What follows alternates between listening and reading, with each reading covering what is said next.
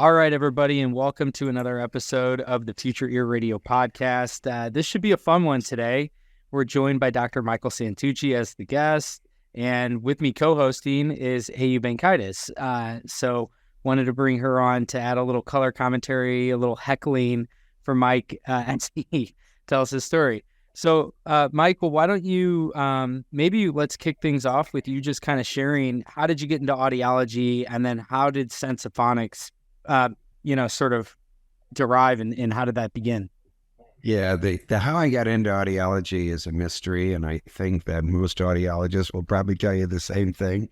It wasn't like, I had deaf parents or I had some history with hearing loss that I don't know. I started like most people as a speech pathologist and hated it. And I was forced to take an audiology course. And when I did, it was very, very interesting to me. So I thought, oh, that's a lot more interesting. And so that's really how it started for me. And when I finished with my master's, which at the time was, unless you were doing research, it was what you got. My father said to me, so you're sure this is what you want to do? And I told him, I don't know, Dad, I've never done it. And I thought he was going to kill me right there on the spot. But that's how I got started. Now, the music industry part of things, if there's younger audiologists or people trying to start a business, I think that my journey might be of help somewhat. I bounced around my first year when those days in 1978, you couldn't get a good job as an audiologist. Most ENTs didn't have one. And it took me 3 months to find a job, and I got hired at a Tradewinds Rehabilitation Center in Gary, Indiana, which is a preschool United Way Easter Seal funded facility with 500 kids, OT, PT, behavior disorders. We had 8 kids in a deaf ed classroom, right? And that's where I got stuck. Now, I lasted a year because I hate working with kids, and I still do. So that was never going to fly. And I got out of it because in the day, hearing aid companies did not have audiologists working there. In fact, we couldn't even sell them. We would get in trouble with ASHA if we sold hearing aids. So he would come around and they'd, give me new hearing aids and talk about it. And he was ready to retire. And he goes, you know what? I think you should replace me. You want to get out of here? And I go, yeah. He goes, I can give you a job, in hearing aid as a hearing aid rep. And of course, I forgot all about getting my license revoked because we were supposed to do that. But that's how I got out. So I got into hearing aid sales, and I was trying to get more business out of this industrial hearing conservation company here in Chicago, and was hitting them up to help them get an audiologist to help me. He goes, I've got plenty of people. I want you to work for me. And so he gave me a big offer, and I went with Bob Conley doing hearing conservation in a mobile van. So that was 3 years out of college. So I'd switched jobs 3 times the first 3 years trying to find something that clicked, right? Mm-hmm. And this really clicked. But after 2 years, he dumped me because he was afraid I was getting too smart and going to compete with him. But I was also consulting. He had 2 contracts with the ENTs. And so he told me, you can have the ENT contracts. I don't want them anymore. And I went into private practice, sink or swim. Here's no life preserver. And so I grew the practice that way, and then was looking for a way to say, hey, I'm looking at this guy is working for industrial. He was one of the very first ones, and he does really well, even though there's a lot of competition. And it seems like everybody that started something did a lot better. So I thought, what can I get on the basement floor? And then a bunch of musicians, because by the way, so I should preempt this by saying my dad was a trumpet player, got a scholarship to college on trumpet, and then quit because of World War II, but had his own big band after that. And so my 2 sisters and I all played instruments. They played multiple instruments. Our house was full of music, so I knew lots of musicians. All my friends played something, so we really had a lot of music around us. And so I had a band that came to me, and they said, we just made our first LP, and we're really successful, but our singer is a female, and she's also an actress, and she says her ears are ringing, and she's quitting because she doesn't want to lose her hearing, so please help us. And I go, oh, put in some of those foam earplugs. And they go, have you ever tried listening to music with those in? I go, no. And I tried to play my trumpet, and I'm like, oh gosh, nobody could use these. And I'm realizing it's not that musicians don't care, they're uninformed, and there wasn't any good tools for them to protect themselves. So I started on this path to try to develop stuff. But was that the moment? Because here, music audiology is a emerging, subspecialty, right? So this is back in the day. So did it click with you at that moment? Like, oh, maybe this is the path I need to go down? Or was this like, oh, I'm helping one? When did it click that you're like, oh, no. This was like, I was hoping, I go, you know what? Musicians, they care. Because I'd say to my friends, oh, I could work with musicians, but they don't care. They could just turn it down. And I said, well, they can't turn it down. There's a drummer in their band, and you have to be louder than the drummer. And, and I don't think so. I thought, this is something I'm passionate about, and there's a need for it, and it doesn't violate the laws of man or higher beings. And so I thought I'd give it a shot. And that's really it. I was hoping for the best, and tried a bunch of filtered earplugs with Knowles filters, these little hearing aid filters, thinking, hey, I'll drill a hole through it and that'll sound better. And it actually did sound better, but it wasn't flat. And Need Killian, who happens to very luckily be in the same geographical area as me, said, gee, I hear you're working with musicians. Look at this thing. And he showed me the ER15. And that's when the filter was about the size of a nickel. It was so big in those days. What era was this? What year? Yeah, do you remember? 85. Okay. 85. 1985. Were you born yet, David? No, I was born in 89. Oh, God. All right. So Michael and I will just continue to talk to one another. Yeah. Okay. All right. So moving on. So 80. Oh, so he shows me. You and me make up. I had a couple of big clients that were interested in protecting. One was the bass player for a band called the Pat Metheny Group, very famous jazz fusion, high end, and Steve Rodby, also a producer for all these movies and all this stuff. He wanted to protect his hearing. And I had somebody in the Chicago Symphony, the second chair violist, who also was very interesting. So I put the ER15 on them, and they freaked out that this was something that they could actually use.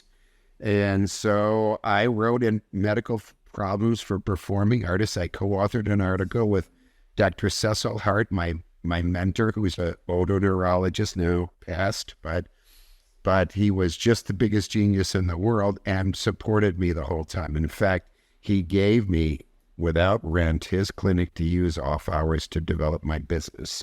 He was so supportive, and so I always mention Dr. Hart. He is just a wonderful British-trained Oxford guy, but he was probably the top dizzy specialist in the world back in the 80s. I mean, he was the guy. Everybody came to see us from all over the place. So anyway, he and I co-authored the article, and then the next thing you know, I became famous for writing this thing about this plug, because I'm the only one doing it, right? It's easy to be famous as the expert when you're the only one. You're definitely the expert. And I remained the only one for a number of years, and then Marshall Chasin showed up on the scene from Canada, and he was trying to do mainly the same things, but although his path was a little different, he was mainly into classical music and non-amplified music, which I was too, but I was the whole everybody, you name it. And so that was it. So, you know what? So why aren't there more music audiologists out there now? Okay, so that's a good question. The thing is first off, though, it depends on your motivation, right? So a lot of people in audiology through the years, I've taken on students, many students, probably 60 or 70 students we've taken for part-time, and I've had how many fourth years? At least 6. And they're all, in fact, many of them are still music audiologists. Heather Maliak, Laura Sennett, Shannon Switzer, so these are people that did develop that, and Juan Vasquez, and then, of course, people that took my course like Frank Wardinger and all these brilliant music audiologists, because they were passionate about it and they wanted to do something. Other people want to do it because it's cool to work with a musician and get to go to the show, right? And who cares about their hearing? Just take the ear impressions and bye-bye. And I'm a music audiologist, and I'm like, oh, that's really good. So how do you show them how to use them safely? They go, what? I go, you're giving them an earphone that goes over 140 dB. How do you show them how to use it right? And they look at you like, whoa. So a music audiologist who's somebody who actually wants to learn about the dangers, the solutions, all that's been developed by myself and others before them to try and say this works to get people to protect their hearing. So I think the motivation is different. Interestingly, a lot of audiologists would call me and say, I don't know what to do. And in the early days, when I first started this in the 90s, when I made Grateful Dead was my first band for in-ear monitors in 1992. And I was so pumped because it put me on the map. There was only one other company, and now I'm on the map, and I end up getting Poison and Aerosmith and all these bands, right? And AC/DC, all in the same fall after I did that. So it was fantastic. Well, I was just curious as to why aren't there more music audiologists? And one of the things that so they would come and ask me, and so I figured I can't go all over the country and fly to see Poison in LA, and I was traveling everywhere because I was the only one doing it. So I ran a course called Gold Circle, and I had about 15 audiologists that showed up, and we had a 2-day session of this is what you do. Here's a live band. Here's how it works. And we did them periodically, and I had over 100 people, but then I just couldn't do it anymore. It wasn't cost effective. So now there is a Gold Circle virtual course we just launched about 2 months ago. And it's 5 hours of streaming of what you need to do with anybody from symphony to regular bands, clinical practice where they come in your office, all the different products, how they work, why they don't work. I mean, it's very full 5 hours worth of material. You have 72 hours to stream it, and there's a half a credit for CEUs on it. So it's a good, and I think that people, if they're interested, will go on there. When it first launched, I had about a dozen people that joined in right away, and there's the tire kickers, right? And they're kind of like, oh, I'm not sure. And I'm like, okay, don't take it then. Mm-hmm. But if people show up at your practice and you want it, and you're not turning them away because they're a musician, what are you doing with them that doesn't hurt their hearing? Because you're supposed to be ethical in that. So do you think that's the biggest misconception that like audiology students or audiologists who might be interested in becoming music audiologists is that they think this is going to be cool because I'm going to get tickets and I'm going to think so. I don't think it's some, right? Some just like ones that aren't students, same thing. I don't think it's because they think it's good. I think everybody, look, don't get me wrong. It's cool. It is cool. I mean, it's not like I'm saying don't think of it as cool because it is. I mean, I just went to 3 shows in the last 2 weeks of people that I've worked with for 20 years. And, it's fun to go sit backstage and watch a show, do all this fun stuff. And they respect you because you're treating them. You're not selling them something. You're not doing a service by taking an ear impression for a product that you know nothing about, but you'll take an ear impression and maybe even run a hearing test. The real danger is these companies in the music industry don't care. They're like anybody where they're not audiology companies.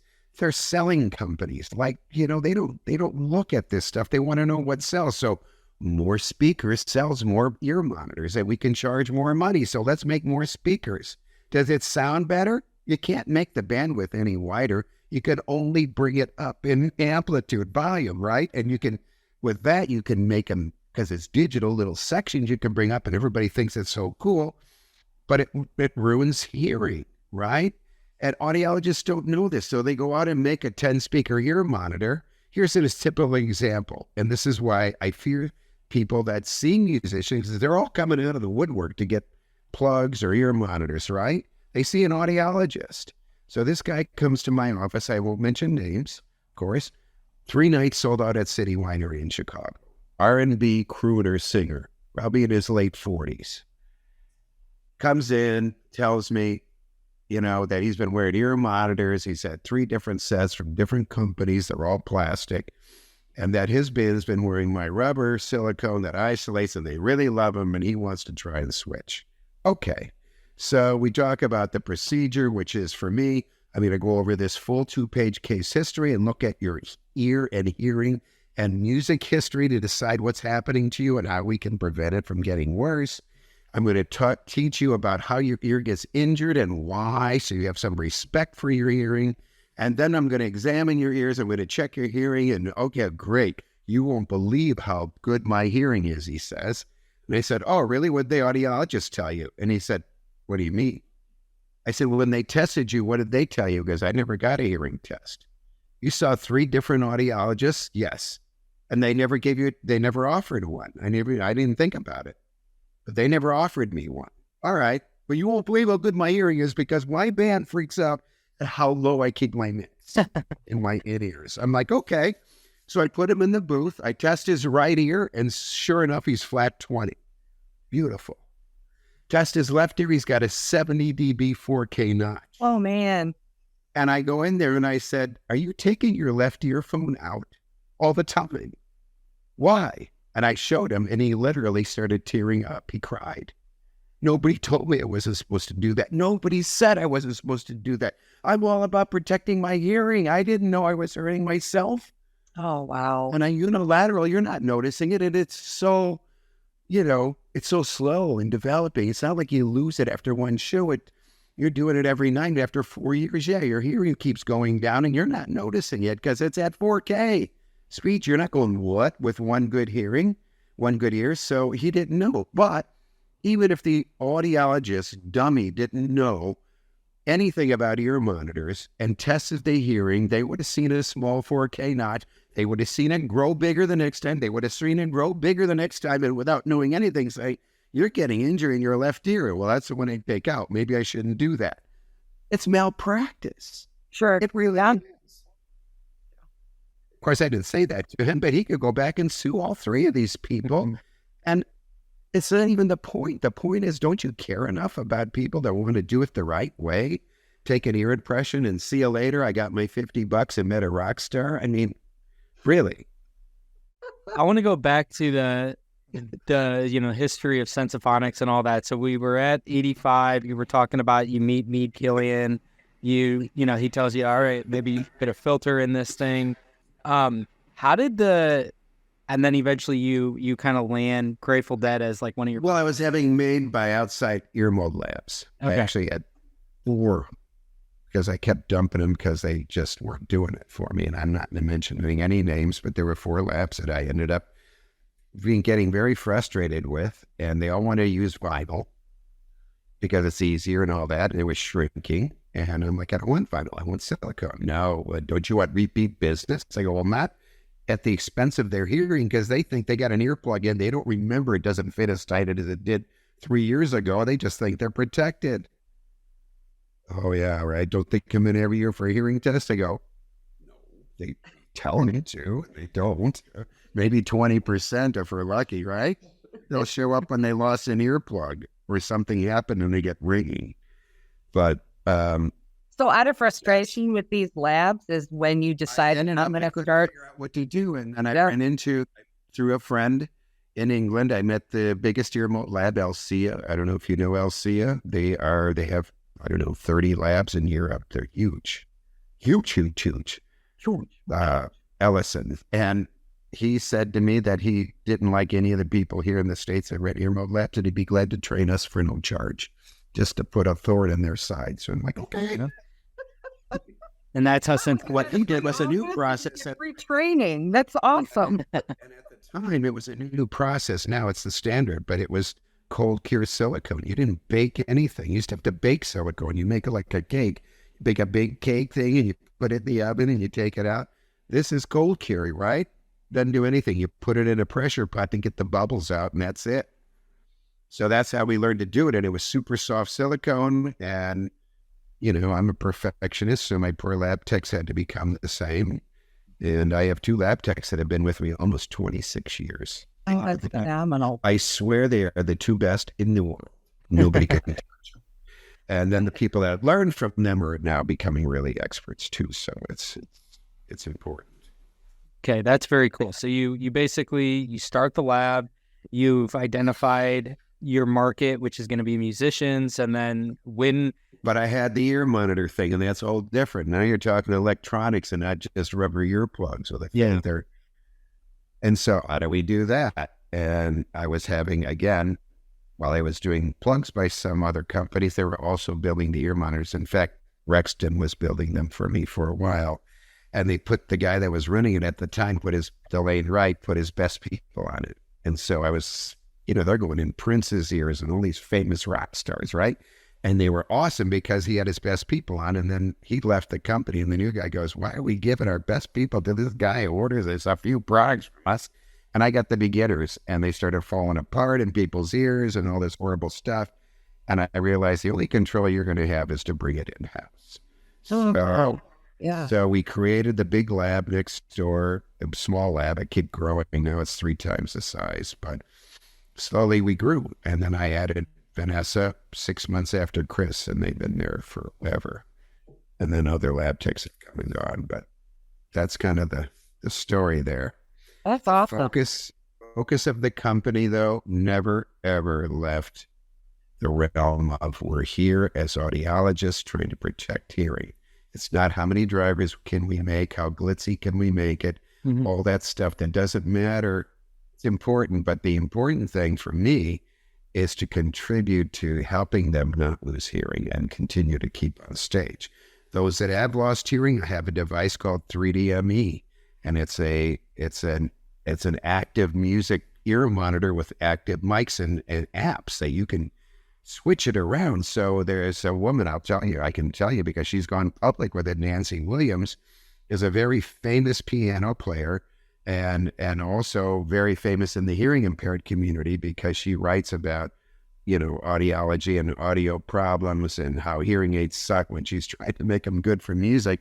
And Dr. Heather Malia convinced her to try this 3D-ME, and she wrote a review, and she said, the first thing I did was lay on my piano and cry. Because I haven't heard it sound that way in 30 years. And so this is what we love to do, right? Or I had another famous violin player had an acoustic neuroma on his right side. So he could hear his violin, but he could never hear anything else on stage. So we have a cross thing. So we put the mic on his right ear. We sent that signal over to his left ear monitor, and he was able to hear the rest of the band and blend it in. So these are the kind of things that help us, help them. And I think, like I said, I'm fighting against Logitech and, Lucid and all these mega companies with billions of dollars. And I've got 10 people and we're sitting in our little lab. And how do we still get, all these famous musicians? Because we do the right thing. And they realize we're about helping them hear better on stage and off. Word of mouth is very powerful. So you're talking about, being involved in innovative products. I know you have, half a dozen patents, and you've been involved in engineering some products. Is there one product that you're most proud of, or? Oh gosh, I would say that. Or are they like children, and you love them equally? The one that's the one I love them all equally, but the one that I think is the biggest impact product just got launched, and it's called DB Check Pro. And what DB Check Pro does is you plug your whatever earphone. I put all my competitors on there. There's 149 in-ear monitor and earphone on there. You pick your earphone, you plug in, and you start playing like normal, and it will tell you how loud in dBA you're listening to your earphones. And then it converts that to minutes allowed. So it's not dose, because dose, I did 100% dose when I was doing dose, right? Did dose, 100% dose, and they're all high-fiving each other. And I'm like, dude, that's bad. Not at all. We thought we got 100, right? So they don't understand. So I think that's the big problem, right? They don't understand it, but they understand you have 20 minutes, and they go, oh, our show's an hour. Maybe I should turn down, right? I mean, look, all these audiologists that still take ear impressions and don't care about doing anything else or don't do anything else, here's a product you give them and say, here, this will tell you how loud you're listening. I mean, it's almost obligatory that you sell this to somebody because they don't know. They always go, I don't know how loud it is. I don't think it's too loud. Here, and this will tell you, this will help you save your hearing. And so to me, that's it's patented. It's nothing like it in the world. And one of my competitors, Ultimate Ears, wants to sell it. So I'm taking liability away from everybody, right? They all go, oh, ear monitors used properly will protect your hearing. And then you ask them, how do you do that? And they go, don't turn them up too loud. And they go, oh, well, I would have never thought of that.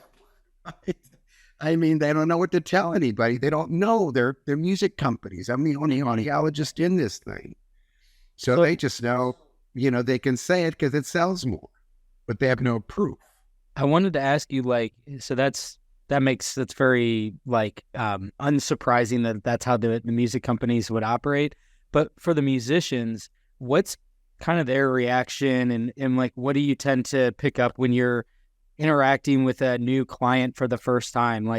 Do they kind of have an idea that they're maybe susceptible to or putting It's all over the board, David. It's all over the board, right? Some have taken time to research stuff. Some don't know. But here's what I will say to you. There are very few that don't care. Everybody goes, oh, they don't care. There are. I get some guys in on metal bands and they'll come up and me go, I don't care if you don't care. And I go, well, all right, that's your hearing, man. You decide. I'm just telling you, here's the consequences. You decide. Okay. And that's fine. I'm for pro-choice, free world, all that stuff. But the rest of them are either uninformed, misinformed, or underinformed about what's going to happen to them if they turn this thing up loud. Really. And if they knew it, so when they come to my office for an appointment, they go, I don't want to do the hearing test or the education, just make molds. And I said, well, I don't do that, but here, I can give you a list of audiologists that do in Chicago. Aren't you an audiologist? Yes. And don't you make these plugs? I'd be glad to make them. Somebody else does the impressions, I'll make them for you. But you want to see me as a doctor, that's my other hat, and I'm the doctor, and this is what we do. And if you don't want to do that, then go see another doctor that'll do what you want. And they never want to because it's another appointment. They're all right. I go, you're paying the same too. I don't charge extra for hearing tests. It's a first office visit, including your ear impressions. And you want to cut yourself short, that's fine, but I won't do it here. So they force to do it. And then I educate them. I swear, I will tell you, 100% of them go, oh my God, I'm so glad you made me do that. I'm so glad you told. I learned so much. Oh gosh. And it opens their mind. If I tell them, this is why you have hearing. What's the purpose of hearing? The purpose of hearing for humans in early days is survival. Not music, not speech. It was to stay alive. And so it's this amplification system made for a quiet world that you can hear a small sound really far away. And now we throw all this amplification on it. And those speakers called your ear cells aren't built for that. So they get injured. That makes sense to them. And they go, oh, that makes sense. So that I go, well, but I can't replace them like the cones in the PA. They're gone forever. Oh, and they start realizing the importance. And I talk about early cognitive decline and untreated hearing loss, and they start freaking out. So do you think over time more musicians are informed, or is the failure on the part of the music industry? I can't believe my first show with earplugs AU was in the late 80s and here in Chicago, and there was about 10,000 people that came to this thing, and I had my little table with my earplugs, did not sell one, and I was the laughing stock of the entire. You want to see something funny? Look at this earplugs for musicians. Oh yeah. It was very disheartening. Who's having the last laugh now? Yeah. Whatever, and so it's that the point for people trying to start a business is that if you believe that the market is there, and if you believe in what you're doing is good, and if you really enjoy what it is, then you have to persist if you want it to work. Very rarely do you hit it right off the bat, you're like a millionaire. There are people, but it's a long struggle, right? And it's been a struggle. It still is for me, just so you know. I'm not, making Starkey kind of money here. Right? It's a little company. Well, but the market is there. But my question is, I'm surprised, obviously audiology, the profession, can do a better job in generating public awareness of musicians. But the music industry, too, I would sense, should have some level of responsibility. But really, who is the music industry? But that's a big the music industry. Is that the musicians themselves? Is that their management? Is that the venue? Who's responsible? I don't know. Yeah, I don't know. Right, exactly, and that's the problem. So, if I've been in discussions with some, I can't mention who on this radio broadcast, but there is growing interest from big promoters worldwide. The voice of music in live venues and hearing loss prevention, which a lot of audiologists are part of, is the World Health Organization's Listen Safe initiative, Make Listening Safe. I've been on that committee since the core of it started in 2015 now. I've been on it 8 years. I think I'm the longest standing member. But we went after, first off, they're so brilliant there. Shelley Chadha is an ENT from India. She is the director, and she's brilliant.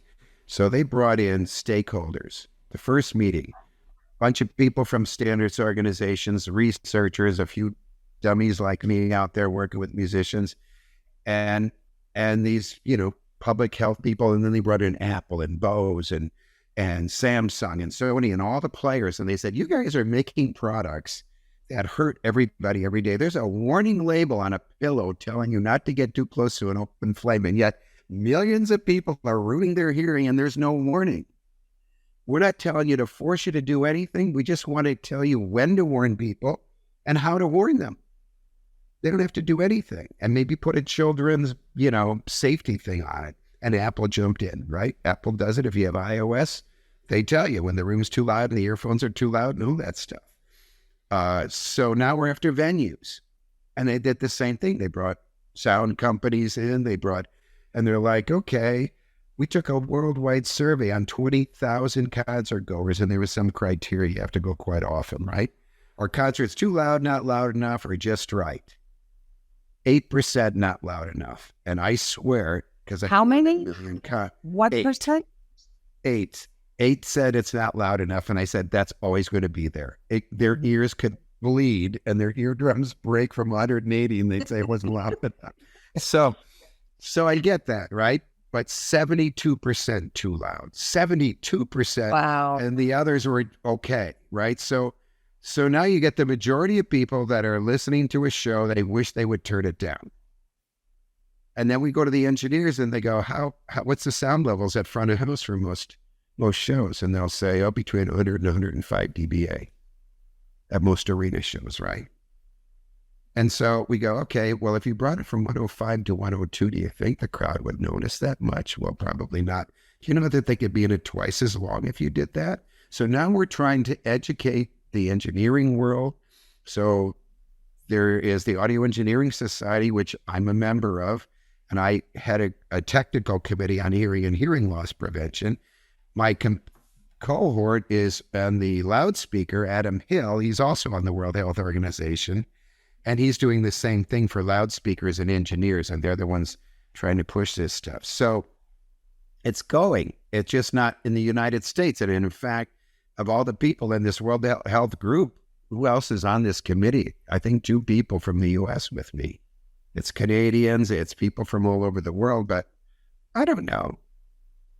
AAA doesn't even do that much with them, which I'm kind of surprised at. And just, it's amazing to me because World Health is like, they really got it going for at least music and hearing loss prevention. So I have a quick question because, as a music audiologist, I'm seeing you're involved in innovative products. You're also involved in providing audiological services to, I think I read somewhere, 40,000+ musicians across your career. But then you're also... That makes me old, doesn't it? Yeah, because you can only see so many a day. Old too, Somebody do the math. Yeah, but then I'm not a spring chicken. But then you also have done countless hours of educating the masses, and it's not just the musicians, it's whatever. So of those 3 things, is there one part that resonates with you the most, or do you just love all of them doing all I think that's an equal. Each one brings its own satisfaction, right? Getting audiologists, like I had somebody come up to me that I respected. They go, that Heather Meigs probably passed you up as far as being the music audiologist. And I went, yay. Dang. Right? She stood on my shoulders. She better do better than me, all of them. I love that attitude. Man, you guys are starting with my knowledge. I am hoping that they all excel. So that part is really great to see audiology and the field starting to get into this, right? And we're trying to grow it with the Gold Circle class. Developing products is not satisfying to do. It's satisfying if they work well afterwards, but it is not a fun journey. It's not. I wouldn't recommend it for anybody that doesn't like to have to redo things a million times, because that's product development. It's not fun. But, having a few patents and things that really work to help people, nobody else would do it.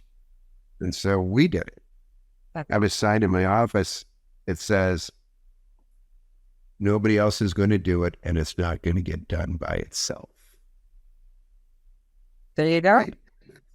I like that. So, with regard to some of the hesitancy that you encounter, some of the objections and all that, from like the music community. Does it from the music people? Yeah, from the music people, like, are they just completely uninformed and have preconceived notions of like, this is going to distort the music if I'm using more products? I think the ones that think that mainly are people in the classical world, the non-amplified people, are very, and especially in orchestra where there's just kind of this stigma of anything non-traditional, right? So if you're putting something in your ears, they don't want it to show.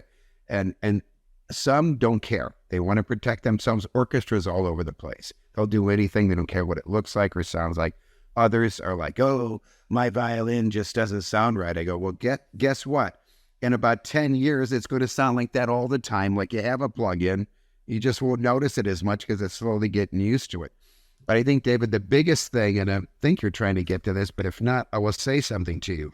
Musicians' brains, and this is the big classic thing that audiologists don't get about music differences. Number one, their brains are so trained that if you were to take so we did a study at Vanderbilt on ear monitor sound levels compared to floor speakers, what they used to have to use, right? And we said, turn the floor speakers to what you like. And I did a probe mic measurement at the ear canal and then converted the ear canal resonance with an ER7C. Okay, so it's like taking measurements out here. So we recorded that level with the floor wedge, and then we put in an isolating rubber ear monitor and told them to turn that to what they like. And I was like, yoo-hoo! This is at Vanderbilt. We have 100 people in the study. I'm going to show everybody. They turn it down. We're saving hearing. And 98 out of 100 people turned it exactly the same. If it was 111, it was 111. If it was 99, it was not even 1 dB. Normal people without a music background couldn't do that if their life depended on it. But their brains are so plastic, sharp, flat, pitch, timbre. You beat it into your head and you create this sound signature that's yours. And if somebody changes literally 1 or 2 dB and bump a knob, they look at you like, what'd you do? So it's really, and one of the things that they learned along with that subconsciously is loudness. So if you're playing guitar at 100 dB, you put on your ear monitors and they're going to go to 100 because that's what your brain's telling you. So the second part of the study, we said, turn the floor monitor down till you couldn't play anymore. Like it's just not loud enough. You couldn't hear 2.5 dB, right? Anything less, they were like, I couldn't hear enough. Okay, turn your ear monitors down. The average was 6, but people are going down 6 dB, 10 dB. Oh, they sound good here. Right. So if you just listen there for a couple of weeks, you're probably going to find this to be your new norm.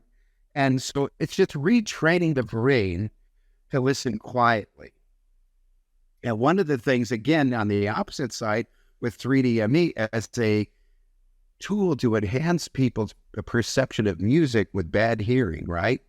And they always go, it's only got 24 dB of gain total per octave. And I don't know if that's enough for my client. I go, this isn't speech environment. This isn't a restaurant. of 65 B, you're going to a show who's at least 80 to 100 dB input. How much amplification do you need? You don't need that much. Quit thinking hearing aid. When I tell you, oh, they have too much occlusion effect, oh, vent it or pull one out, I go, no, that's bad for your hearing. So but those are all hearing aid answers, right? These are the things that you know, and so you'd think the solutions are the same and different. And that's why it's important to understand what music audiology is. And they read it right away. Musicians come in, and everybody that works with me and for me are so well informed and so knowledgeable that they're blown away when they leave. They're just blown away, all of them. And that's what you want, because then they said, we haven't done advertising 20 years probably. How many musicians do we see a week? 20 to 30 every week. Right? Because we're the place to go. They all talk, that's the place. Go see them. We've established ourselves. But you wouldn't be that place if we screwed up or people were, you just got to have the knowledge. And I think anybody could do that.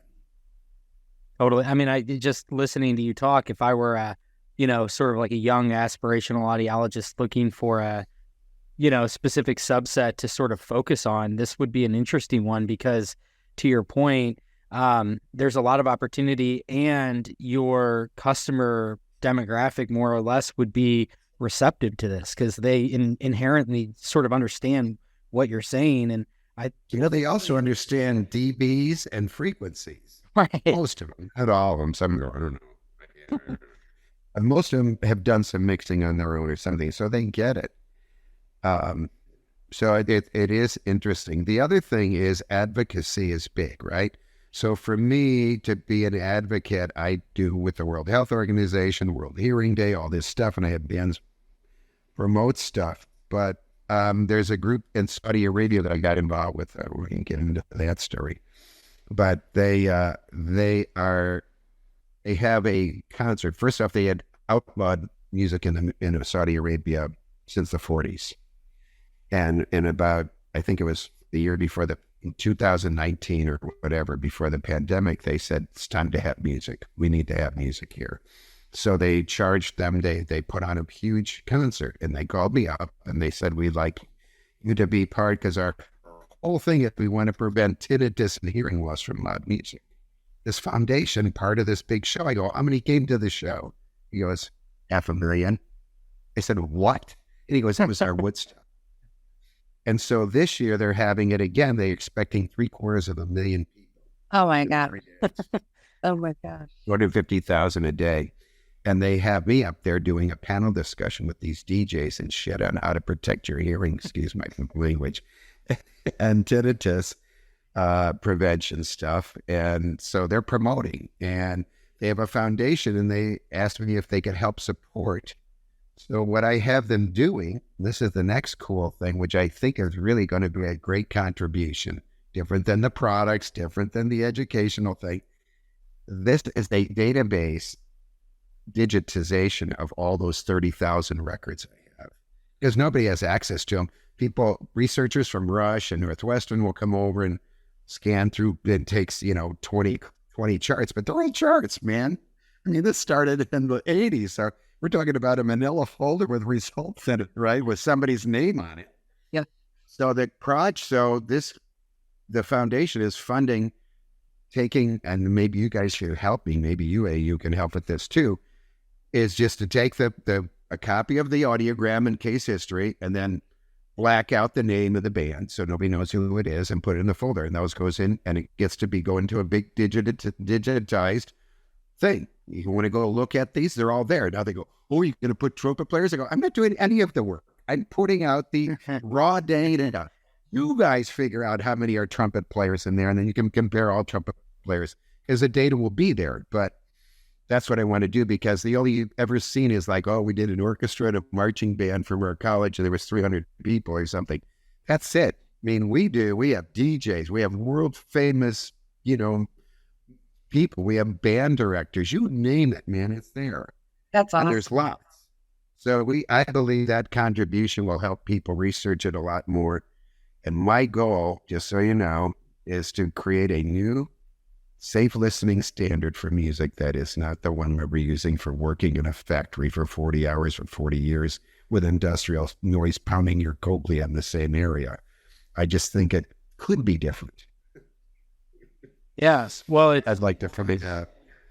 You're kind of going to, a area that I think would it would all kind of like permeate out from, if you can get the musicians on board, the music industry, get the public made more aware when they go and attend a concert that there's like signage now that's showing be cognizant. Well, I was talking to one of these promoters, and they go, we have limited time and space for promotion. I go, you have urinals? He goes, what? I go, you have urinals? I go, ask any guy. You don't look left or right. You look straight ahead. That's very true. At the wall.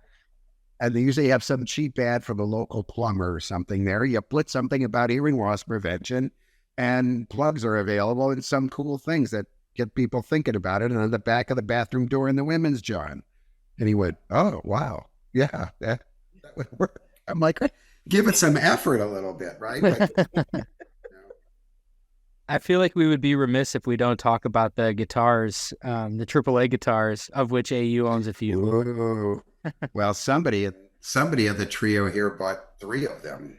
I did on 3 different years. So Michael, Yes. I've heard of you before, but in 2007, when we were both started on the foundation board, is when we ended up sitting next to one another, and I don't know, made each other laugh. And you had a good time. Yes, he did. And we It's still some do, really by good the way. stuff. But yeah. Which guitar? Who was the artist for the one that you bought?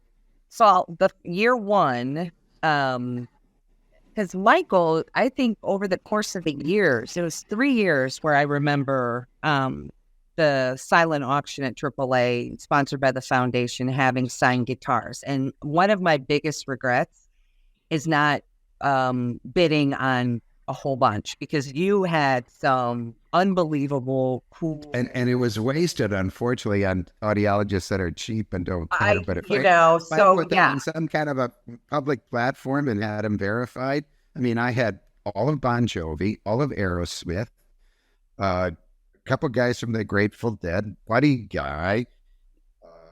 You did. You had so what Mario happened? Speedwagon and Styx in one of them. There was one in particular. My one favorite musician. I never saw one of his autographed, and we'll keep that between us. But the first guitar that I actually bid on, and I knew somebody was jacking up, somebody was messing with me, and I didn't care, because I knew how much I was going to donate the funds to the foundation, because it was all, I believe, going to the Music and Hearing Research Grant Program, perhaps. I don't know. But long story short, a mint green Fender guitar that was signed by all original members of the Dave Matthews Band. The following year, I bid and got Dave Matthews guitar that he was the only one who autographed it, but he also drew a running rhinoceros that was farting. And it's the funniest thing. And then the last year, it was 2009, and it was really sad because Leroy Moore, I believe that was his name. He was the saxophonist. Yeah. He suddenly had passed away. So the guitar that I ended up getting was the new band member, I think Jeff Coffin. So I have Dave Matthews guitars in the media room. But you have the one that he did a caricature of himself in the band, don't you? Yes, I do. So, and that's the one with the farting rhinoceros on it too. So, no, that's a different one. Farting rhinoceros was different. I'm going to look at them again, but I have 3. I have different. You have 2 artworks by him. That's all I'm saying. Those are not anything else. Believe me. So Dave Matthews artwork, that's something. Yeah. Cool. So I have those thanks to Michael Santucci. Well, I have those thanks those to the ones Dave who wrote Matthews. the checkout. But And so you were able to get the artists to sign the guitars that you were then able to auction off. I mean, you have room. You know what's funny, David? When I first started doing it, I'd ask them, and they go, "Sure," and they go to the guitar tech, send him one of those. Oh, yeah, okay. And it never came. Never came. One guitar because it was when their the guitar tech says 2 shows later, we forgot all about you. Just so you know, we're on the road. He goes, but if you bring a guitar for them to sign, they will sign. So I'd buy my guitar and just show up with the guitar. And nobody said no, ever. Bob Weir didn't want to because he never signs anything from the Grateful Dead. But I goes, Bob, you've been at Queen for 30 years. Give me a break. Did Bob actually sign one? Oh, yeah. That's awesome. Yeah. Was he your main contact or was Jerry your contact? Neither. That's always the sound crew, David. You know, the bands very rarely. There's some band members that we just clicked. So, you know, Steve Winwood used to call me himself and we'd go out drinking and he came into town. We wanted to see the planetarium because he's into them. And so, you know, that sort of thing, but that's rare. You know, the guys from REO Speedwagon always stop in the office when they're in town. We go out for lunch or something and that kind of stuff. But it's fun to be, you know, all that, but none of them are really out. I'm not there to be their friends. I'm there to help them. And I think everybody wants to be their friend. And you get a lot more respect when you're all business and you're not like, I've been such a big fan my whole life. And whatever, you're here to help me. Shut up. Yeah. That's so cool. This has been a great conversation, Mike. I've really enjoyed your, you know, telling us the history of Sensaphonics and kind of the motivation behind why some of this stuff came to be. So I know that you have, you know, what you're doing now with 3D ME and your ASI business. What does the future hold for you? What are you focused on for the next few years? That's a good question. I don't know. Just getting the thing. You know, I do know. Here's the thing. I have in May of next year, I'm co-chairing the 4th conference of audio engineers and audiologists in Copenhagen at Aalborg's Copenhagen campus, Ristebalberg. And so that's pretty exciting because it's the people that design the products and then the people that, like me and you that want to help people not lose their hearing. So I think that's always good, right, to get both together. That's coming up in May. I've got a World Health meeting coming up. I've got this thing in Saudi Arabia in December. So I'm active in advocacy, promoting, getting the word out, all that. I plan to stay there. As far as the company goes, who knows? Yeah. Who knows? You know, I could fall. Everybody goes, what's your exit strategy? And I say, probably somebody will see me laying on the desk. I'm like, I don't know. I'm supposed to be retired by now, but I just don't seem to want to do it. So, well, yeah. This is what you want to do. There's more. You know, it's more. You know, David, it's more things that have come up. This Gold Circle virtual class took me 2.5 years to put together. And the DB Check Pro, and they were all supposed to come like bing, bing, bing, bing. Mm-hmm. Well, they all came at the same time because of the pandemic. So I'm dealing with 4 launches and it's crazy pandemonium. Yeah. So once that all settles down, how long? Maybe in a couple of years, we'll see. I do want to just real quick touch on the Gold Circle thing because I do think that's super interesting. So how do you actually become Gold Circle certified, if you will? And once you do, is there something on your website that like can direct people to? Yes, absolutely. Maybe San Diego or something like that? Here's the closest Gold Circle provider. That's it. And we've always done that. But how you sign up is just go to the sensaphonics.com website and sign up for the virtual Gold Circle course. As soon as you throw your money in, you have 72 hours to stream the course, which is, I think, plenty of time, but people have to budget it. Once the 72 hours is up, that course goes away, but there's still almost 2 hours of downloadable material done by other audiologists. Shannon Switzer is running our clinic, and so they're more detailed stuff. And I give about 20 points of takeaway, so they still remember what the lecture was about. And so, what was the question? The Gold Circle. So they go on the site. Oh, so they get they take the course. Once they take the course, they have to take a test, and if they pass the test, they get their Gold Circle certificate, They also have to take an ear impression properly, which is the biggest struggle for everybody. It's a lost art, right? What do you do? Domes, nobody goes in deep anymore into the ear. They take these scans and stuff. And I'm like, you need to have a deep ear impression and show us you can do it. Oh, I know how to take it. Oh, good. When you show us, then we'll pass you. And it's amazing how many people don't know how. And I'm like, you can cheat and have somebody else do it. But when they show up at our door, we turn them away. We don't say make it anyway. The impression is bad. Do it again. We will, or send it to another lab. We won't do it. And so that's it. And we paint them gold so they can take a picture and post it on social media that they're gold circle. And then they're listed on our website. And so many of the artists, even our competitors from other companies that make in-ear monitors, use our list. So if you want to be, they know the gold circle list. So I know that from the audiologists say, oh yeah, JH called me in Westone, and yeah, because they go and say, who did he educate? We'd like to use them. Yeah. That's great. Well, thank you so much, Michael. I really appreciate you coming on today, sharing your story. It's super interesting. I look forward to the next time our paths cross at one of these different industry trade shows.